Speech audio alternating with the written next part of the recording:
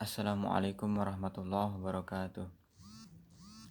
Perkenalkan, nama saya Muhammad Isi Farhan. Saya mahasiswa STAI Dr. KHEZ Mutakin Purwakarta. Saya prodi PAI kelas 3B semester 3. Apa kabar teman-teman? Semoga kita semua selalu diberikan kesehatan dan juga selalu dilindungi oleh Allah Subhanahu wa taala.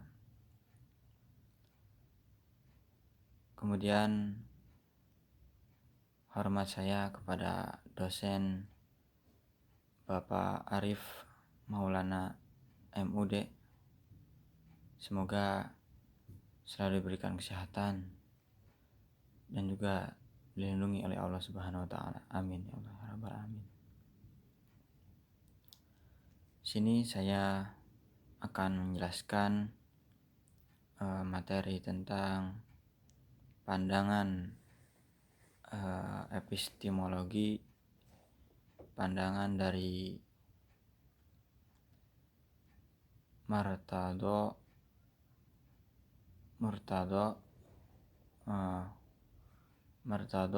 Mutahari.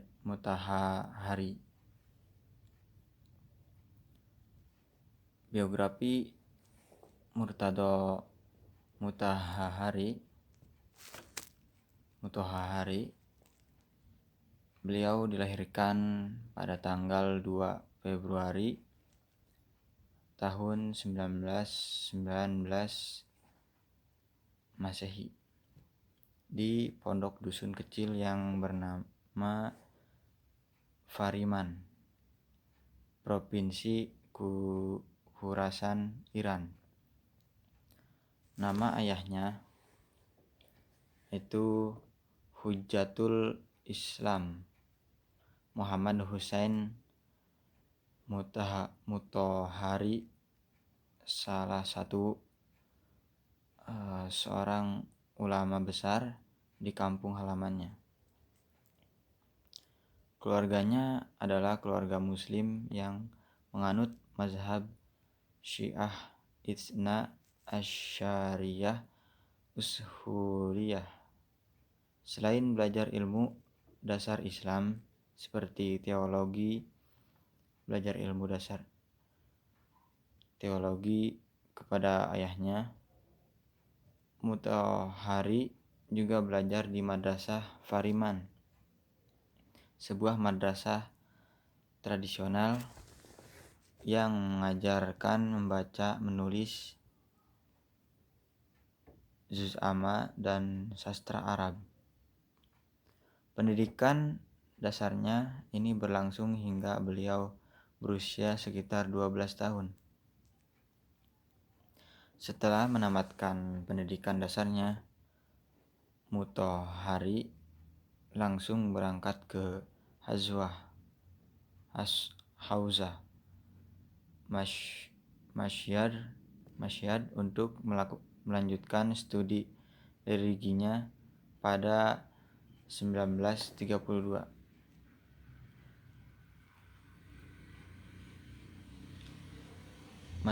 Mauzah Masyhad adalah salah satu pusat pendidikan keagamaan Syiah selain Hauzah Qom Iran serta Hauzah Najaf dan Karbala di Irak. Di Hauzah Masyhad tersebut Mutahari telah menunjukkan kecerdasannya dan keseriusannya dalam upaya mempelajari ilmu-ilmu Islam. Di sana beliau juga telah menunjukkan minat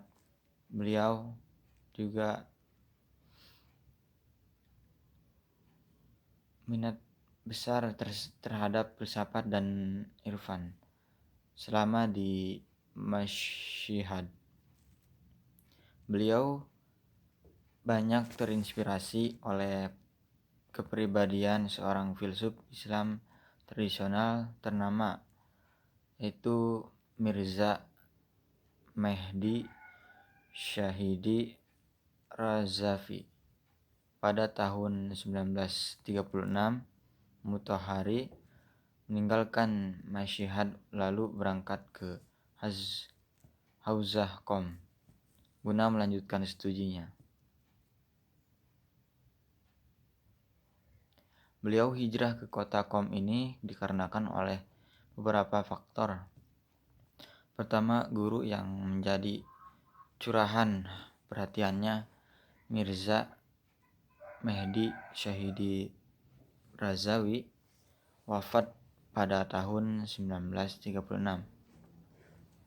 Kedua, kemunduran yang dialami Hauzah Mashhad. Ketiga, adanya tekanan-tekanan destruktif dari pemerintah tirani, yaitu Raja Reza Khan, terhadap seluruh lembaga-lembaga Islam, termasuk Hauzah Mashhad.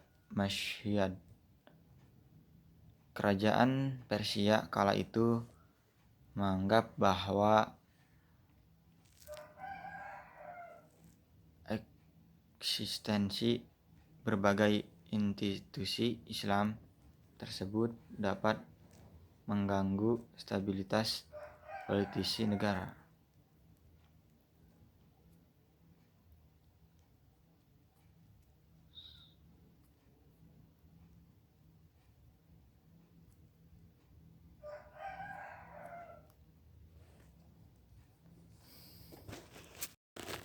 Kemudian pandangan Mutahari tentang pengetahuan. Mutahari menyatakan bahwa ada 4 sumber pengetahuan. Sumber epistemologi, yaitu alam, rasio, hati, dan sejarah.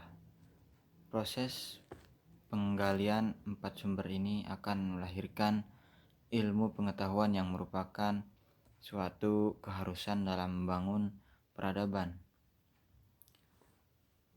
Dari sudut pandang Islam, sumber pengetahuan adalah tanda-tanda alam atau tanda-tanda yang ada di dalam alam semesta, yang ada dalam diri manusia, dalam sejarah, atau dalam berbagai peristiwa sosial dan berbagai episode bangsa dan masyarakat, dan dalam akal atau dalam prinsip-prinsip yang sudah jelas dalam hati, dalam pengertiannya sebagai organ pencerah dalam menyuci dan dalam mencatat yang diwariskan umat terdahulu. Secara umum, Mutahari membagi sumber epistemologi menjadi 2 jenis, yakni sumber luar dan sumber dalam. Sumber luar ini hanya satu, yakni alam. Sementara sumber dalam ada 2, yakni rasio dan hati. Namun demikian, Mutahari tidak mengemukakan kedudukan sejarah sebagai salah satu sumber epistemologi. Apakah sejarah dijadikan sebagai sumber luar atau sebagai sumber dalam? Mutahari memaparkan demikian. Rupa tentang alam sebagai salah satu sumber epistemologi. Maksud dari alam di sini adalah alam materi, alam ruang dan waktu, alam gerak, atau alam tempat manusia hidup. Agar manusia tersebut memperoleh pengetahuan dari alam, maka manusia harus mengaktualisasikan semua inderanya. Keabsahan alam sebagai salah satu sumber epistemologi dalam Islam banyak dinyatakan oleh Al-Quran Al-Quran sering menyeru manusia agar mereka merenungkan alam materi seperti langit dan bumi. Mutahari mengutip Quran surat Yunus ayat 10 guna mendukung pandangannya tersebut, yang artinya katakanlah, perhatikanlah apa yang ada di langit dan di bumi. Tidaklah bermanfaat tanda kekuasaan Allah dan Rasul-Rasul yang memberi peringatan bagi orang-orang yang tidak beriman. Sumber epistemologi selain alam bagi Mutahari adalah rasio. Baginya rasio dikenal sebagai sumber dalam bagi epistemologi. Rasio ini diyakini dapat melahirkan ilmu pengetahuan. Sumber ini hanya akan menghasilkan pengetahuan jika manusia menggunakan alat silogisme dan demonstrasi. Jika ini tidak dilakukan, maka manusia itu tidak akan dapat memperoleh pengetahuan.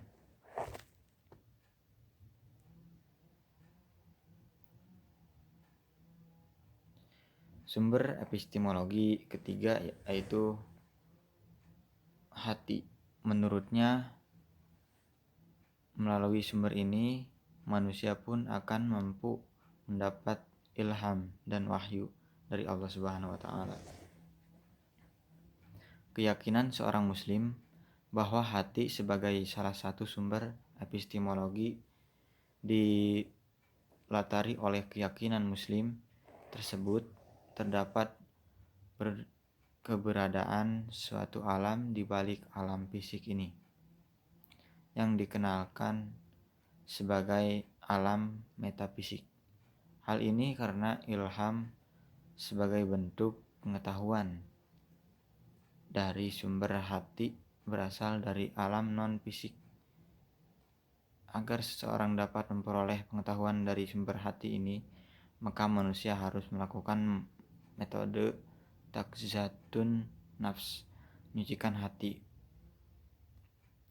Setiap manusia menerima ilham sesuai dengan dedikasi tulusnya dan upayanya untuk menjaga kesucian dan aktivitas spiritual di pusat ini, di hati. Wahyu para nabi merupakan bentuk pengetahuan seperti ini yang ditingkatkan paling tinggi. Apakah manusia bisa memperoleh pengetahuan? Tentu saja bisa. Jika manusia itu sungguh-sungguh belajar dengan tekun, ulet, semangat belajar, ingin menjadi pintar dan bermanfaat di masyarakat nantinya, ia harus rajin belajar, maka ia akan memperoleh pengetahuan dan harus bertanya bila tidak tahu supaya tidak sesat. Bertanya kepada guru, kepada yang lebih dewasa, yang lebih tua dari kita. Dari manakah pengetahuan itu berasal? Pengetahuan berasal bisa dari pengalaman seseorang, atau dari halnya belajar di sekolah, di perkuliahan, belajar di masyarakat. Pada intinya itu pengetahuan itu dari belajar dan pengalaman. Menguji pengetahuan baik atau tidaknya, yaitu kita bisa melihat dari sumbernya, sahih atau tidak, baik atau tidak. pengetahuan dapat diuji dari sumbernya. Kritik Mutahari dalam politik praktis sejak awal sudah berseberangan dengan Shah, sang penguasa Iran, hingga pada 6 Juni 1963 konfrontasi pertamanya dengan Shah terjadi dipicu oleh penangkapan Imam Khomeini. Ia saat itu dengan terang-terangan mengaku sebagai pengikut Imam Khomeini dan menyatakan berseberangan dengan Shah baik sebagai politikus maupun intelektual. Dalam ceramah-ceramahnya ia disampaikan di mana-mana. Ia mengajak dan mendorong masyarakat Iran agar mendukung argumentasinya yang logis. Imam Khomeini ditangkap setelah kecamannya terhadap pemerintah Shah dan Israel. Penangkapan sang imam menimbulkan demonstrasi besar-besaran di kalangan masyarakat Iran. Rezim Shah dengan bantuan dari AS merespon demonstrasi tersebut dengan keji. Mereka membantai warga-warga di Qum, Teheran, Shiraz, Mashhad, Tabriz, dan daerah-daerah lainnya.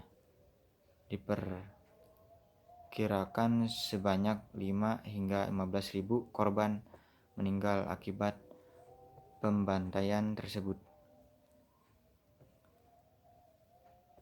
Mutahari selamat dari aksi pembantaian dan sebagai penggantinya ia ditahan selama 43 hari. Tapi rupanya Mutahari tidak gentar sedikit pun oleh penahanan dirinya. Setelah bebas, ia justru semakin memantapkan pergerakan anti pemerintah. Ia kembali aktif dalam berbagai organisasi untuk tetap menjaga momentum yang ditimbulkan oleh kebangkitan itu. Salah satu organisasi terpenting yang dimasukinya ialah Jam'iyah Ulama Militan.